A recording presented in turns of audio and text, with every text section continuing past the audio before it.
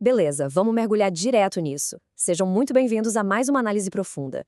Hoje a gente vai destrinchar uma teia incrivelmente complexa que está moldando a diplomacia global neste exato momento.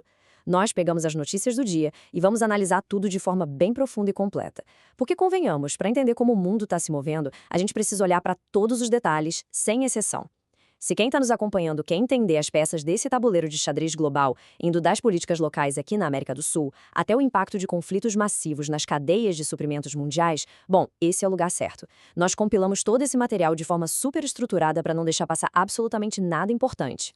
E para guiar a nossa exploração de hoje, nós vamos passar rapidamente por 4 pontos principais. 1. Iniciativas da diplomacia brasileira. 2. Repatriação e patrimônio histórico. 3. Tensões geopolíticas e econômicas. E, finalmente, 4. O declínio do multilateralismo. Vamos direto para a primeira parte e ver como isso tudo se constrói, começando com as iniciativas da diplomacia brasileira e como elas estão moldando a agenda regional. Olha só que interessante. Entre os dias 25 e 28 de maio de 2026, o Instituto Rio Branco, lá em Brasília, vai sediar um encontro de peso. Basicamente, representantes de 8 nações amazônicas, Brasil, Bolívia, Colômbia, Equador, Guiana, Peru, Suriname e Venezuela, vão sentar na mesma mesa para um curso sobre parcerias regionais. E qual é o foco principal? Segurança alimentar e resiliência climática. Isso não surgiu do nada, viu? É uma teia diplomática gigantesca envolvendo o Ministério das Relações Exteriores, a ONU, o Programa Mundial de Alimentos e a OTCA. No fundo, é a materialização prática de tudo aquilo que foi prometido na Cúpula da Amazônia lá em 2023 e que agora ganha força total, de olho na COP30 e seguindo a estratégia da Cúpula de Bogotá de 2025. E já que tocamos no assunto clima, no dia 20 de maio, a Assembleia Geral da ONU aprovou uma resolução crucial sobre as obrigações climáticas dos países. Parem para pensar nestes números. Foram 141 votos a favor, e o Brasil estava lá no meio, claro, contra apenas 8 votos contrários e 28 abstenções. É uma margem esmagadora. Isso manda um recado diplomático fortíssimo, especialmente num ano em que o Brasil assume a presidência da COP30. Esse resultado reestabelece, sem sombra de dúvidas, a Convenção do Clima da ONU como palco principal para a gente negociar a resposta global a essa crise climática. Mas a atuação do Brasil na região vai bem além da pauta ambiental. Lá no Paraguai, durante a 26ª reunião de ministras do Mercosul, a RMAM, o governo brasileiro propôs algo ambicioso, um pacto regional contra o feminicídio. A própria ministra das Mulheres, Márcia Lopes, resumiu muito bem. Ela disse que a ideia é firmar um compromisso político entre todos os estados partes para tratar o feminicídio com uma prioridade absoluta na região. O Uruguai já comprou a ideia na hora e a Argentina está avaliando internamente. É basicamente o Brasil tentando exportar um modelo de combate à violência que vem sendo estruturado por aqui. E de onde vem toda essa confiança para levar essa proposta ao Mercosul? Bom, vem dos resultados dos primeiros 100 dias do nosso Pacto Nacional Interno. Os números são bem contundentes. Estamos falando de 6.300 agressores presos em um curto período. Mais impressionante ainda, o tempo para processar uma medida protetiva caiu de 16 dias para apenas 3 dias. Além disso, mais de 6.500 mulheres já estão sendo monitoradas eletronicamente para garantir sua segurança. Esses dados concretos e detalhados dão todo o peso técnico necessário para a diplomacia brasileira bater na mesa lá fora. Agora vamos mudar um pouco o foco. A nossa segunda parte trata da repatriação e do patrimônio histórico, ou, em outras palavras, a luta contra o colonialismo científico. 14. Guardem bem esse número. 14. É exatamente essa quantidade de países com os quais o Brasil está negociando hoje, ativamente, para trazer de volta o nosso patrimônio natural e cultural. É uma verdadeira força-tarefa entre o Itamaraty, o Ministério Público Federal e uma rede incansável de cientistas. E adivinhem quem lidera a lista de retenção das nossas peças? Os Estados Unidos, com 8 ações abertas, seguidos de perto pela Alemanha com 4. Mas toda essa pressão diplomática está funcionando maravilhosamente bem. Vejam o caso do Irritator challengeri, um predador incrível de 116 milhões de anos da bacia do Araripe, no Ceará. Ele estava preso num museu em Stuttgart, na Alemanha, desde 1991. Pois bem, um acordo recente garantiu que ele volte para casa em maio de 2026. Isso se junta a outras vitórias recentes fantásticas, como a devolução histórica do manto Tupinambá pela Dinamarca e de 45 fósseis que estavam na Suíça, todos repatriados em 2024. É como montar um quebra-cabeça gigante da nossa própria história, que estava espalhado pelo mundo inteiro. A parte mais fascinante aqui é entender como esse jogo virou. O grande divisor de águas foi a volta do dinossauro Ubirajara jubatus lá em 2023. Inicialmente, o museu alemão bateu o pé e não queria devolver de jeito nenhum. Mas o que aconteceu?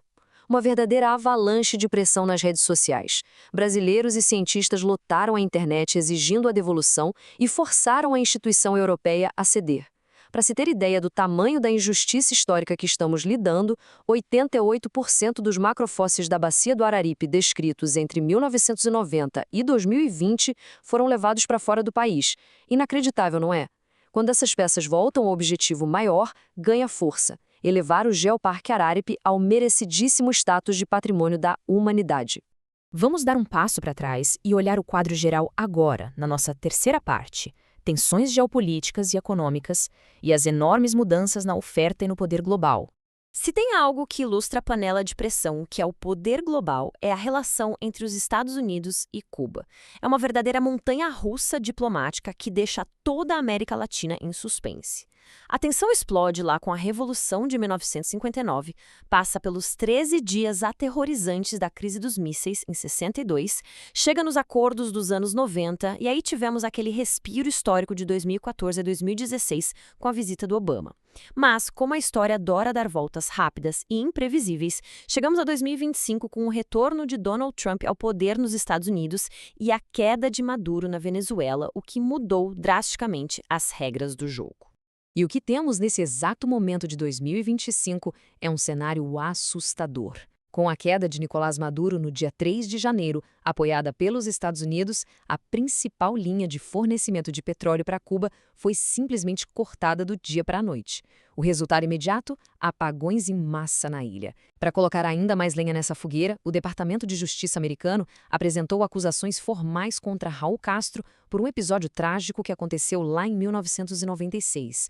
E, claro, a declaração enfática de Trump de que Cuba é a próxima. As peças no tabuleiro indicam que a tensão em torno da ilha caribenha chegou a um ponto de ruptura quase sem precedentes recentes. Mas olhem, as tensões não param no nosso continente. Deslocando o olhar lá para o Oriente Médio, a situação também é alarmante. A FAO disparou um alerta vermelho sobre a crise no Estreito de Hormuz. Se essa passagem vital for fechada, as projeções são assustadoras: paralisação imediata de grande parte do comércio de energia. Isso cria um efeito dominó que faz os custos de transporte e de fertilizantes irem aos alturas. Em questão de apenas 6 meses, o planeta pode enfrentar uma crise agropecuária severa com uma inflação drástica nos alimentos. Ou seja, um bloqueio no Estreito no Oriente Médio atinge diretamente o prato de comida e o bolso de quem está aí nos assistindo. É tudo interligado. Então, o ponto crucial de tudo isso nos leva à nossa quarta e última parte de hoje: o declínio do multilateralismo e a fratura da governança global. Exatamente no momento em que o mundo mais precisa de instituições fortes para mediar tantas crises, o que os dados mostram é o oposto. Olhem só esses números do Instituto CIPRI sobre as forças de paz da ONU. Em 2016, nós tínhamos mais de 152 mil militares mobilizados em áreas de conflito. Hoje, em 2025, esse número despencou para menos de 79 mil. Literalmente caiu pela metade em menos de 10 anos. E por que isso aconteceu? Porque o orçamento da ONU sofreu cortes enormes, impulsionados pela retirada de financiamento de grandes potências. O triste resultado é que operações de paz inteiras em áreas de alto risco estão sendo simplesmente abandonadas. Isso fica extremamente visível quando a gente analisa a própria atuação do Brasil.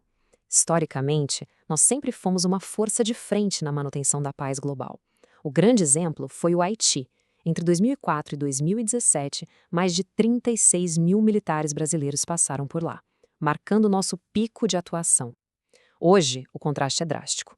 A nossa presença global se resume a cerca de 70 pessoas, espalhadas por 9 missões distintas. E o Brasil, inclusive, já oficializou que vai deixar o comando militar da missão da ONU no Congo, a MONUSCO, até o final deste ano. É um reflexo direto e imensurável dessa retração sistêmica de que estamos falando. E o pior de tudo é que essa fratura afeta a saúde de todos nós também. A comparação entre como agíamos antes e como agimos agora é perturbadora. Pensem em 2020.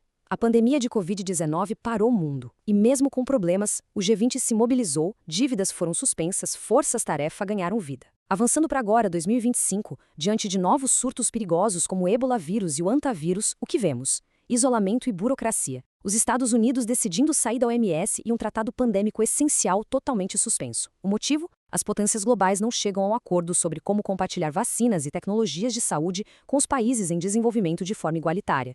E toda essa paralisia institucional encontrou seu grande palco na cúpula do G20, sediada na África do Sul agora em 2025. O evento tinha uma agenda maravilhosa no papel: solidariedade, igualdade e sustentabilidade. Mas na prática, as notícias nos mostram um bloqueio generalizado. Os países do Golfo frearam as iniciativas urgentes de combate às mudanças climáticas. A União Europeia bateu o pé e barrou acordos importantes de compartilhamento de tecnologia. E para consolidar o completo desalinhamento, o presidente americano sequer compareceu à cúpula. É a imagem perfeita da descoordenação global, no momento em que agir em conjunto nunca foi tão necessário. A nossa extensa análise de hoje, mergulhando de cabeça nas notícias e dados mais recentes, nos deixa de cara com uma realidade de divisão muito profunda. Então, diante de todas essas peças que acabamos de colocar no tabuleiro, fica a pergunta: a diplomacia global conseguirá sobreviver a esta era de fragmentação? Quero que vocês respondam isso nos comentários abaixo. E se você gosta desse tipo de conteúdo, considere nos apoiar. O link do Apoia-se está na descrição deste vídeo. E ao final do vídeo, não esqueça de curtir o vídeo e se inscrever no canal se gosta desse conteúdo.